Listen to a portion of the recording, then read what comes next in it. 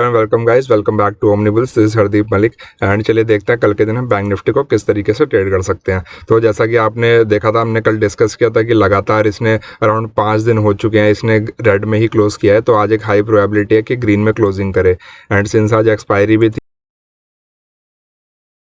तरीके का मोमेंटम आपको देखने को मिले।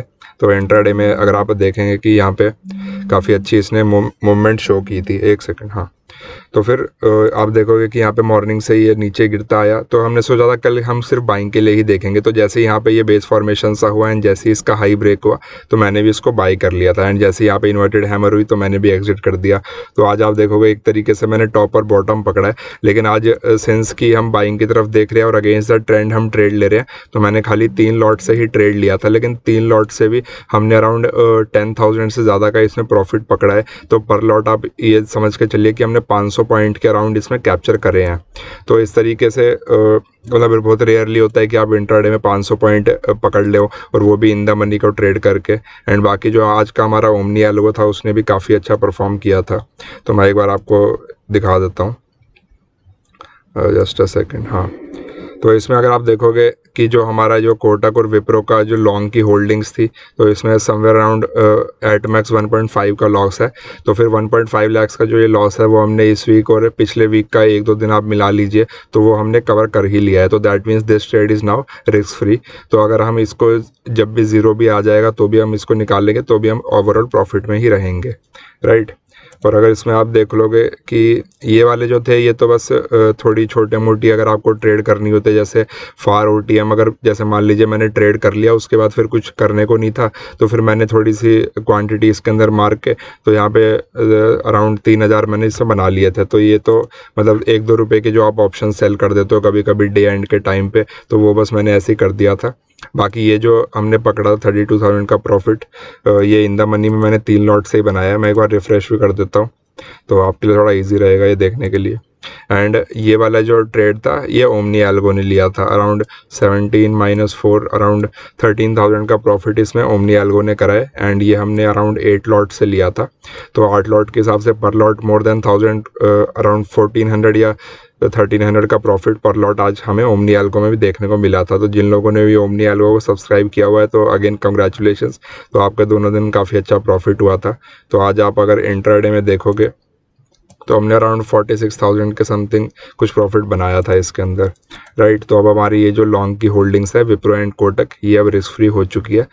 तो अब इसमें मतलब हमने इंट्राडे में चर्न करके इतना पैसा कमा लिया है, ठीक है। तो अब देख लेते हैं कल के दिन, फ्राइडे का दिन है तो थोड़ा मोमेंटम डाइस ही रहेगा कल के दिन पे डेफिनेटली। एंड सिंस हमारे जो पिछले 3-4 दिन थे काफ़ी अच्छे गए हैं तो फ्राइडे को तो डेफिनेटली क्वांटिटी में कम ही इसमें ट्रेड करूँगा। तो आप देखोगे कि मार्केट पूरा नीचे की तरफ आ रही थी एंड अब एक बेस फॉर्मेशन का यहाँ पे ट्राई करा है। यहाँ पे आप देखोगे कि हायर हाई बनाने का इसने ट्राई कर दिया है एंड यहाँ पे भी एक ट्रेंड लाइन बना रहा है और इस तरफ भी यहाँ पे देखोगे कि जहाँ से पहले इसका सपोर्ट हुआ करता था अभी यहाँ पे एग्जैक्टली इसने यहीं पे क्लोज किया है। तो कल के दिन अगर ये फ्लैट ओपनिंग के बाद समवेयर अराउंड 39,300 के बाद एक 15 मिनट का कैंडल अगर क्लोज हो जाता है 400 के ऊपर, 39,400 के ऊपर क्लोजिंग बड़ा ज़रूरी है एक 15 मिनट कैंडल का, तब जाके थोड़ा ट्रेंड थोड़ा बेंड होएगा कि सेलिंग से वो बाइंग की तरफ कन्वर्ट हो सकता है, वरना वापस हम सेलिंग की तरफ बने रह सकते हैं। क्योंकि आज एक्सपायरी थी तो एक शॉर्ट कवरिंग डेफिनेटली पॉसिबिलिटी रहती है।